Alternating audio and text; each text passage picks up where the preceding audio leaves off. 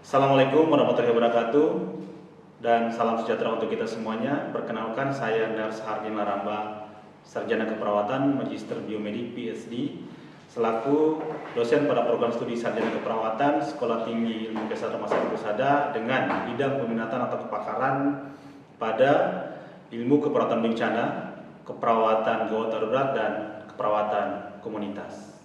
Video ini dibuat sebagai bagian dari pernyataan diri dosen dalam unjuk kerja terima perguruan tinggi atau PDD UKTPT, khususnya untuk memenuhi standar pengajaran dalam proses sertifikasi pendidik untuk dosen tahun 2026. Pembelajaran yang akan ditampilkan merupakan bagian dari para mata kuliah keperawatan bencana dengan kode mata kuliah KEP 703. Mata kuliah ini memiliki bobot 2 satuan kredit semester atau 2 SKS dengan pembagian 1 SKS teori dan 1 SKS praktikum. Sesuai dengan kurikulum program studi Sarjana Keperawatan Sekolah Tinggi Ilmu Kesehatan Rumah Sakit Husada, mata kuliah keperawatan bencana termasuk dalam rumpun mata kuliah keperawatan komunitas, di mana mata kuliah ini akan dilaksanakan dalam 1 semester selama 14 kali pertemuan pembelajaran. Secara umum, mata kuliah ini akan membahas konsep, jenis, klasifikasi, dan karakteristik bencana, dampak bencana terhadap kesehatan, prinsip kedaruratan bencana, kesiapsiagaan bencana, serta pelaksanaan penilaian cepat, tepat, dan sistematis. Mata kuliah ini juga membahas tindakan keperawatan pada setiap fase bencana, pencegahan, penanggulangan dampak buruk bencana atau mitigasi bencana, perawatan psikososial dan spiritual bagi korban bencana. Perawatan bagi kelompok rentan, aspek etik dan legal dalam bencana, serta penerapan praktik berbasis bukti dalam keperawatan bencana. Capaian pembelajaran lulusan atau CPL yang dibebankan pada mata kuliah keperawatan bencana meliputi CPL 1, yaitu mampu menjalankan asuhan keperawatan sesuai dengan kode etik keperawatan Indonesia, berpikir logis, kritis, sistematis, kreatif, dan inovatif, dan mampu bekerja sama, memiliki kepekaan sosial, serta bertanggung jawab secara ilmiah kepada masyarakat, profesi, dan klien dengan mengaplikasikan ilmu pengetahuan dan teknologi keperawatan. Kedua, atau CPL kedua, yaitu mampu melakukan edukasi, komunikasi, dan kolaborasi dalam memberikan asuhan dan atau pelayanan keperawatan berdasarkan bukti ilmiah yang terkini. Kemudian CPL ketiga, mampu melaksanakan pengorganisasian asuhan keperawatan dan berkoordinasi dengan tim kesehatan dengan menunjukkan sikap kepemimpinan untuk mencapai tujuan perawatan klien. Kemudian CPL selanjutnya yaitu menjunjung tinggi nilai-nilai budi pekerti luhur serta menunjukkan budaya organisasi serkoherensi dalam perilaku yang terus ditumbuh kembangkan di lingkungan Stikes Rumah Sakit Husada.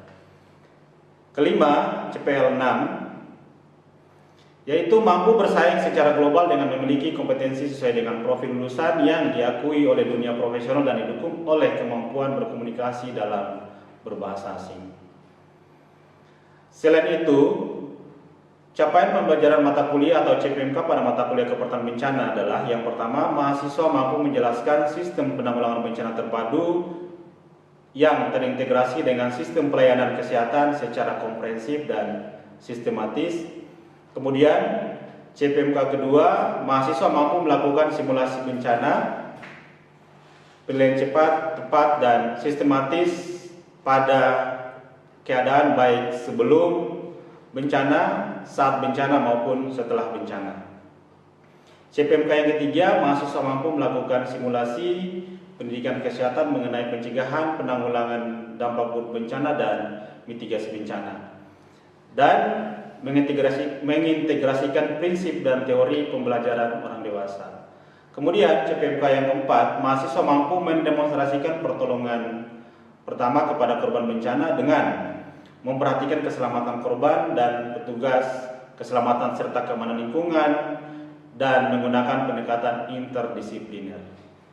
Kemudian CPMK yang kelima adalah mahasiswa mampu melakukan simulasi perencanaan penanggulangan bencana di berbagai area, baik pada fasilitas pelayanan kesehatan maupun non pelayanan kesehatan dengan menggunakan pendekatan interdisipliner.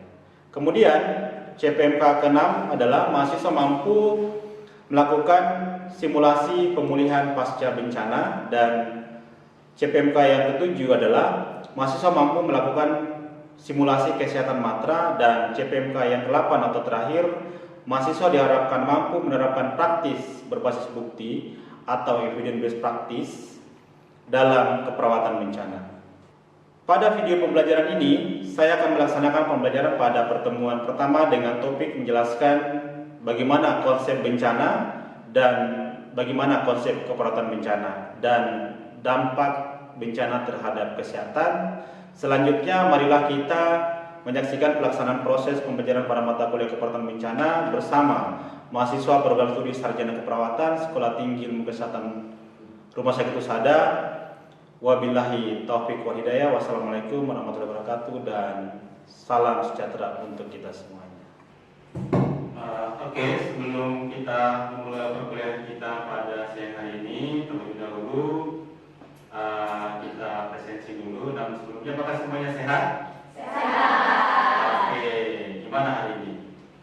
Baik. Oke, sip. Ini tidak ada yang terlambat ya, atau yang telat ya? Tidak.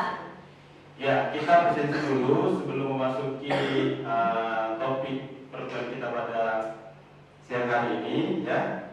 Lutfia? Hadir, Pak. Novita? Saya, Pak. Oke, Adinda? Saya, Pak. Salwa?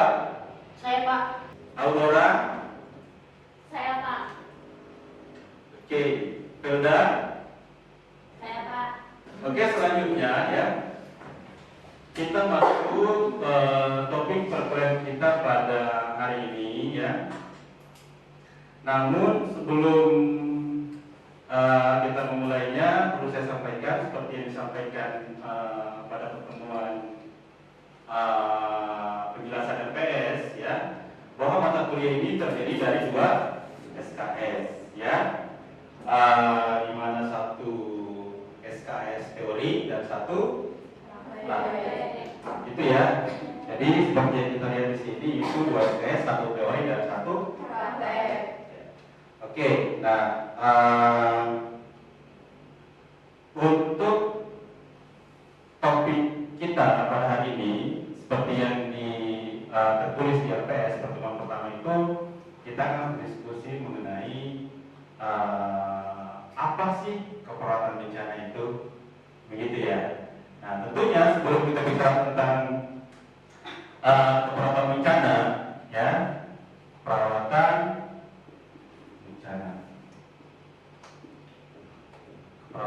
bencana, ya.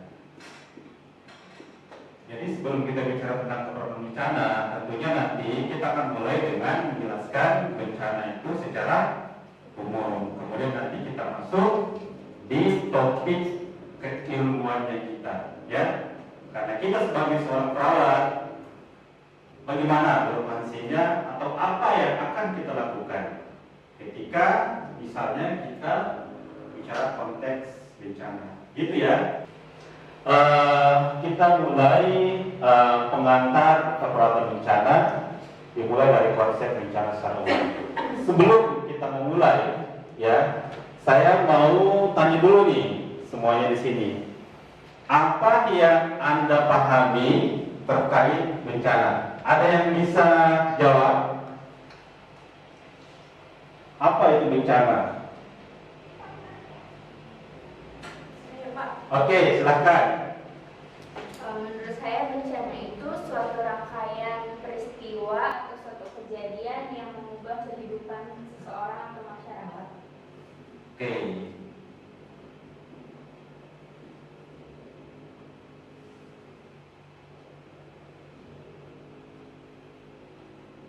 Nah, menurut temannya bahwa bencana merupakan sebuah peristiwa ya yang berdampak atau mengganggu kehidupan ya, yang dampak langsungnya itu bisa kepada seseorang maupun masyarakat. Nah, jadi sejalannya apa yang disampaikan oleh temannya tadi, bahwa ketika kita bicara tentang bencana menurut Undang-Undang nomor 17 ya, nomor 24 tahun 2007, bahwa ketika kita bicara bencana, kita bicara tentang peristiwa atau rangkaian peristiwa, ya, peristiwa atau rangkaian peristiwa yang mengancam dan mengganggu kehidupan, dan tentunya penghidupan masyarakat yang disebabkan baik itu faktor alam dan atau faktor non alam maupun faktor manusia, ya, sehingga mengakibatkan timbulnya ada korban jiwa, ya kan, ada kerusakan lingkungan, kerugian harta benda dan dampak psikologis. Nah, itu yang saya harap kita semua menjadi paham, mengerti apa definisi bencana itu secara umum. Sebelum kita diskusi apa sih keperawatan bencana itu dan bagaimana konteks keperawatan pada bencana, atau seperti apa peran keperawatan dalam bencana. Nah, itu poinnya. Kemudian selain definisi bencana secara nasional berdasarkan undang-undang, ya, kita coba lihat definisi menurut International Federation, ya, bahwa disebutkan bencana adalah peristiwa mendadak dan berbahaya secara serius mengganggu fungsi komunitas atau masyarakat yang menyebabkan kerugian material dan atau ekonomi dan lingkungannya. Nah, kalau kita lihat definisi ini, tentunya hampir sama dengan definisi tadi yang definisikan menurut undang-undang. Bahwa ketika kita bicara bencana, di sana ada peristiwa yang mendadak, berbahaya, yang mengganggu komunitas atau masyarakat, dan dampaknya terhadap kerugian material dan ekonomi ataupun lingkungan. Jadi jelas batasannya, ya, seperti yang saya sampaikan tadi, bahwa dari sini kita harus pahami bahwa apa itu bencana dan kejadian yang kita sebut dan kita klasifikasikan sebagai bencana itu seperti apa kategorisasinya.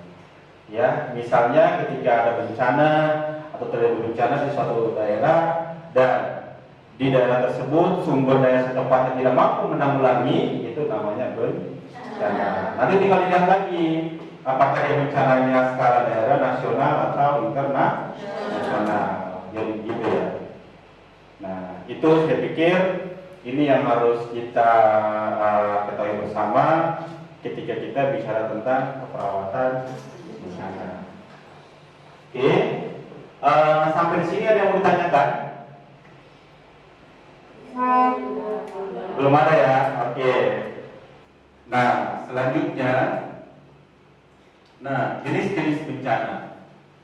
Ya, kita harus tahu setiap bencana yang terjadi itu tentunya sesuai dengan jenisnya, dan setiap jenisnya itu diakibatkan oleh alam, non alam maupun sosial. Kita harus tahu kategorisasinya. Yang pertama, kalau kita lihat berdasarkan faktor penyebabnya, ya, bencana itu dibagi menjadi 3. Yang pertama ada yang namanya bencana alam, ya kan? Yang kedua apa? Non-alam. Nah, yang kedua non-alam. Yang ketiga sosial. Nah, menurut teman-teman semua, kalau alam ini apa saja kategorisasinya? Nah, banjir, tsunami, nah, gempa bumi. Nah, ya, itu ya, gempa bumi. Terus kalau non alam apa? Wabah penyakit, apalagi? Oke. Kalau sosial?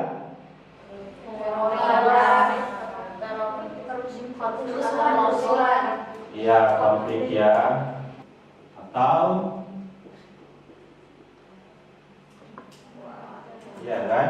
Nah, itu bagian daripada namanya bencana sosial.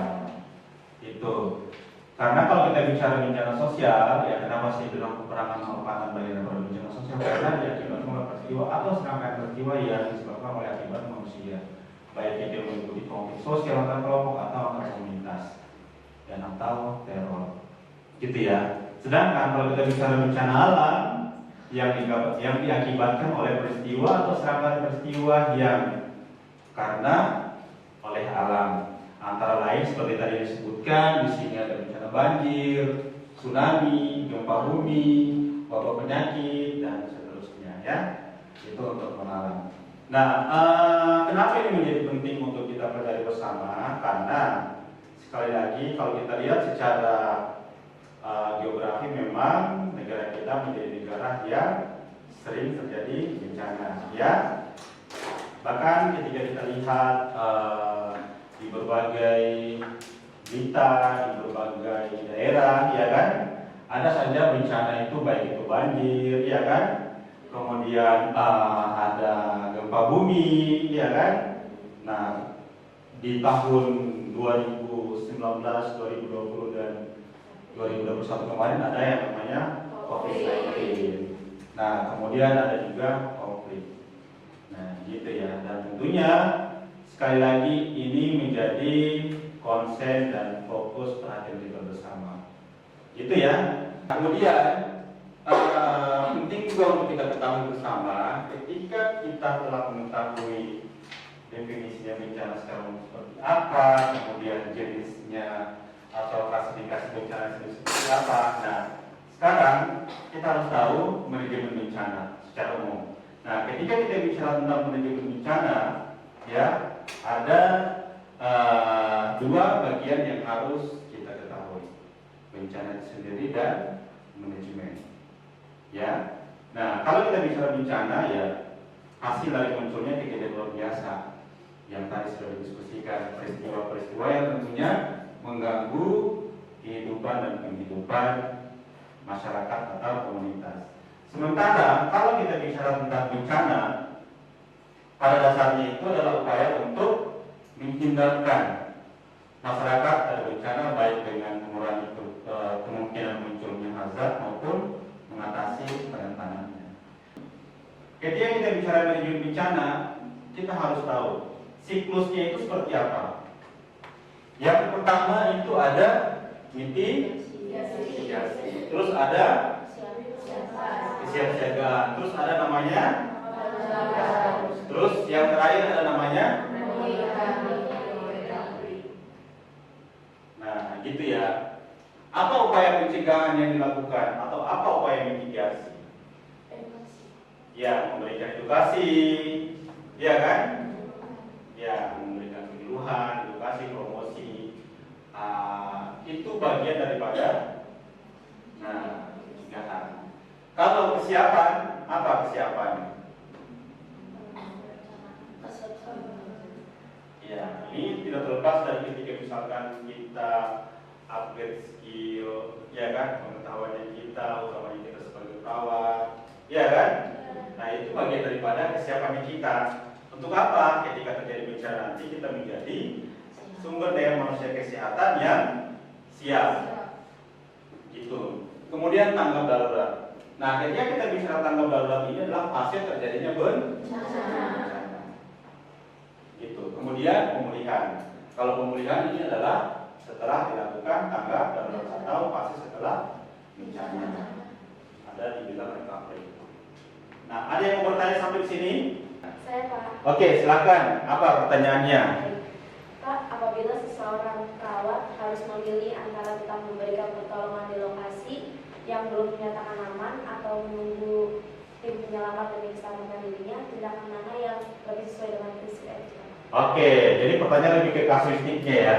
Prinsip etik ketika kita misalnya mau melakukan tindakan pertolongan pertama. Nah, bagian etik itu nanti akan disampaikan di pertemuan selanjutnya sebetulnya. Iya kan? Nah, itu. Dan apa hak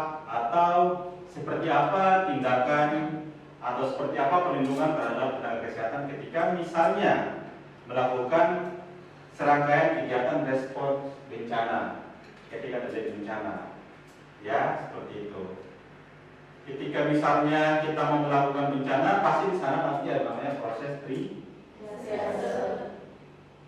gitu ya. Kalau persoalan etiknya nanti akan dibahas di pertemuan selanjutnya.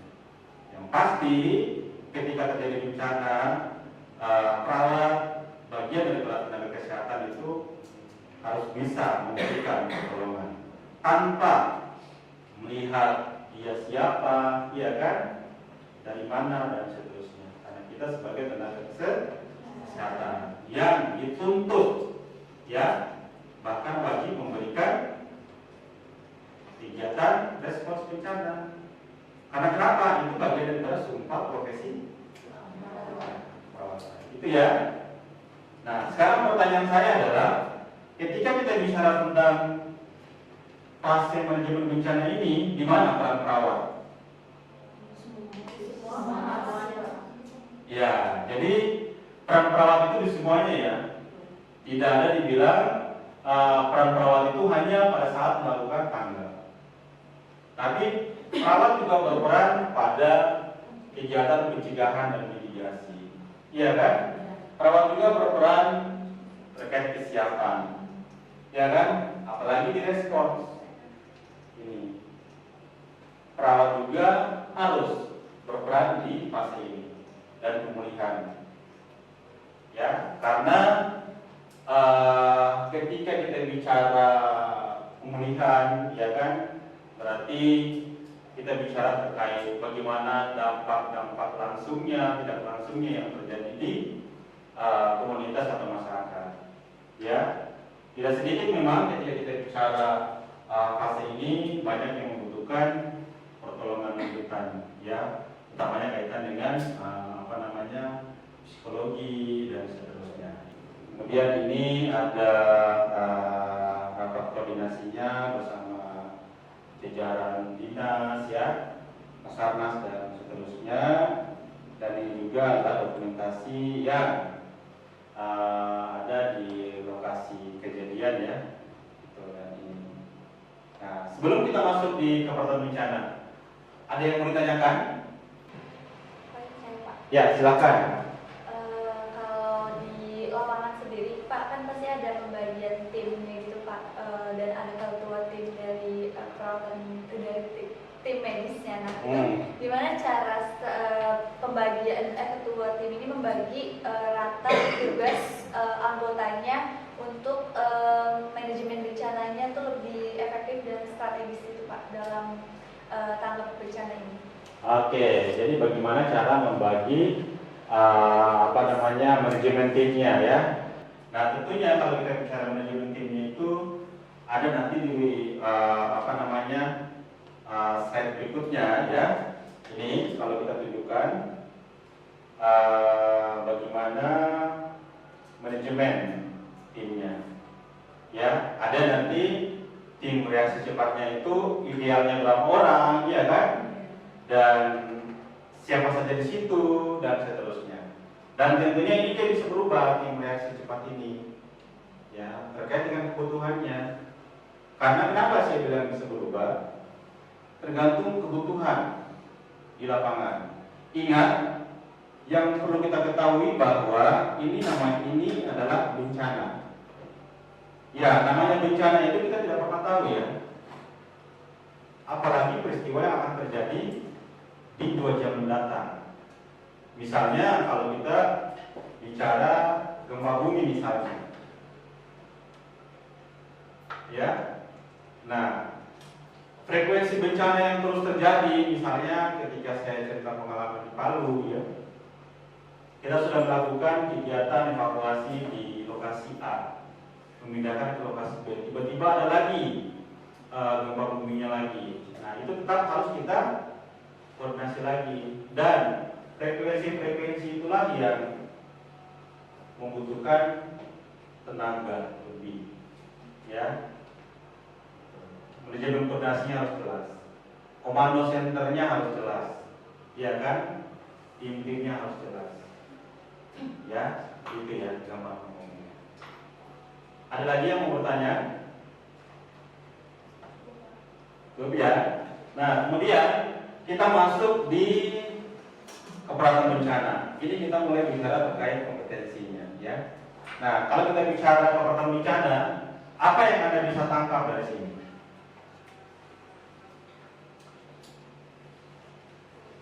Gitu.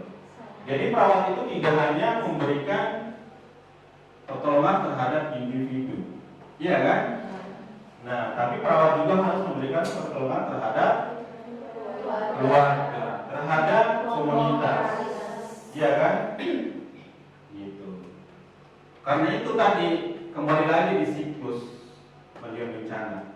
Kita sebagai perawat harus hadir memberikan pertolongan, ya. Skill kesiapannya kita harus kita refleksikan sejauh mana kesiapannya kita dan seterusnya.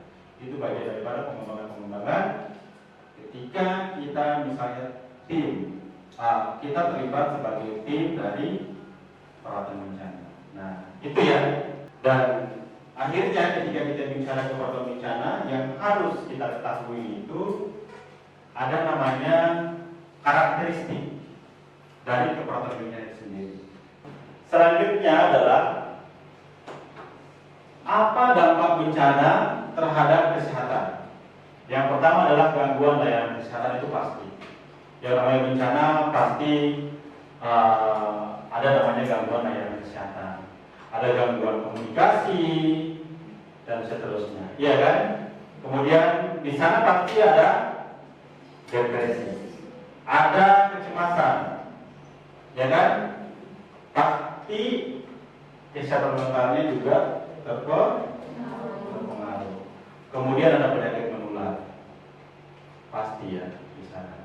Kemudian ada cedera dari ringan sampai dengan berat. Kemudian ada air bersih yang kurang, ya kan, sanitasi yang kurang baik dan seterusnya, dan kematian. Itu bagian-bagian yang tidak bisa kita hindari. Sampai sini ada yang mau ditanyakan? Oke, silakan. Apa yang mau ditanyakan? Pak, izin bertanya terkait gangguan layanan kesehatan. Karena yang kita ketahui kalau terjadi bencana itu kan gangguan layanan kesehatan kan terbatas ya Pak. Jika ada salah satu masyarakat misalnya yang mengalami bencana, terus dia masih bisa ditertolong namun harus melakukan kegiatan operasi karena di tempat bencana itu kan tidak bisa melakukan operasi itu Pak. Yeah. Jadi bagaimana cara kita sebagai tenaga kesehatan itu untuk melakukan tindakan tersebut? Terima kasih Pak. Oke.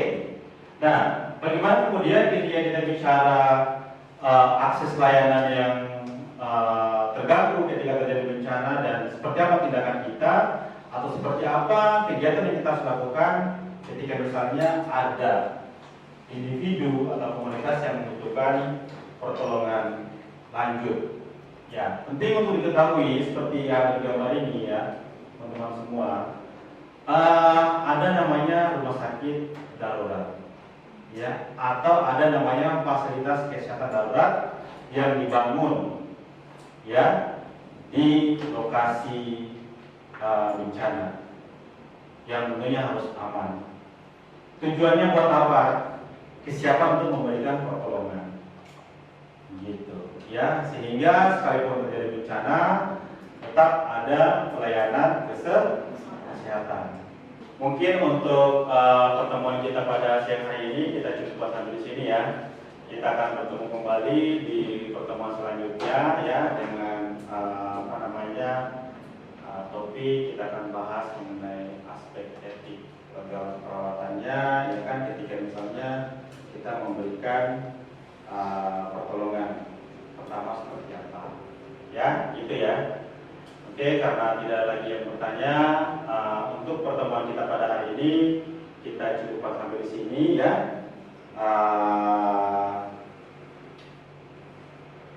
Wabillahi taufiq wal hidayah. Wassalamualaikum warahmatullahi wabarakatuh dan selamat siang untuk kita semua.